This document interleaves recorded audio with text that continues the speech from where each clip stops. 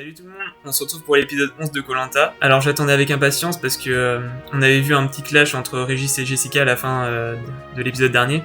Alors ce qui s'est passé, c'est que Régis a dit que Jessica lui avait raconté que s'il les suivait pour éliminer Eric et Alexandra, après il dégagerait l'alliance jaune, donc c'est-à-dire Moussa, Inès, Alexandra et Nawel. Et donc du coup Jessica elle pète un câble, elle dément totalement ce que Régis dit, et on voit aussi Claude qui se dédouane de la stratégie.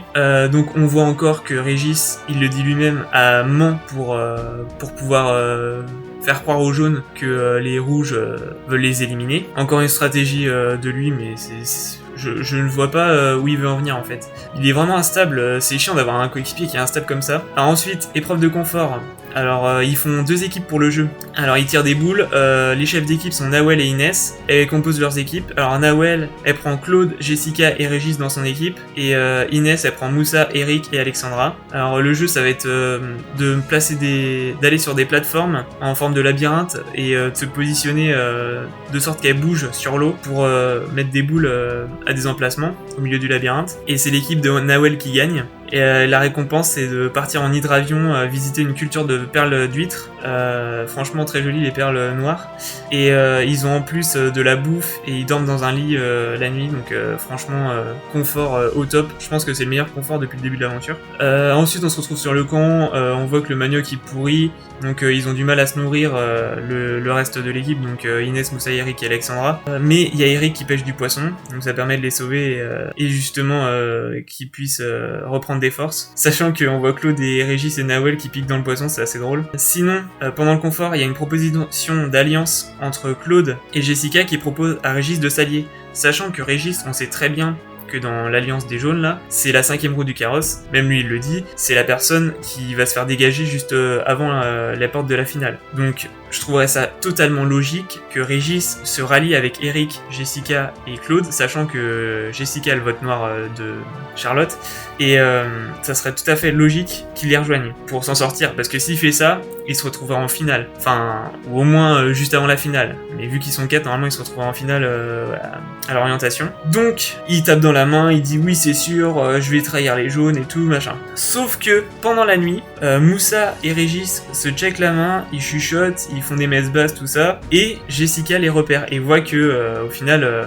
il y a bien un accord entre Régis et Moussa, donc ça l'inquiète, elle fait plus du tout confiance à Régis, déjà qu'il l'avait trahi au conseil d'avant, donc bon, pas top quoi.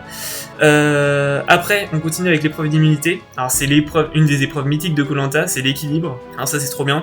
Ils doivent se déplacer de plateforme en plateforme par soit des rondins, des cordes ou des échelles en bois. Et le but c'est de pas tomber. Alors à chaque plateforme, il y a des éliminés. Première plateforme, il y a Régis et Eric qui sont éliminés. Deuxième, Inès qui est éliminée. Troisième, c'est Alexandra avec une nouvelle épreuve, c'est les 2 cordes l'une à côté de l'autre et il faut passer comme ça. Alors franchement ça, ultra chaud. Ils ont géré parce que franchement, tenir en équilibre sur 2 cordes, j'avais déjà essayé et c'est vraiment compliqué. Ensuite en 4ème c'est Nawel qui est éliminé et au dernier c'est Jessica. Donc ça fait une finale Claude contre Moussa, sachant que Claude avait gagné tout le parcours d'avant. Ensuite la finale, Claude il aligne le parcours en 52 secondes, donc franchement il trace comme un malade, et Moussa il devait être rendu au 2e obstacle, un truc comme ça. Donc bravo, en plus ça le fait monter en termes de totem, parce qu'il arrive à 15 victoires, à égalité avec Théora, donc meilleur dans l'histoire de Koh-Lanta. Et encore, il est pas encore sorti, donc il a le temps de dépasser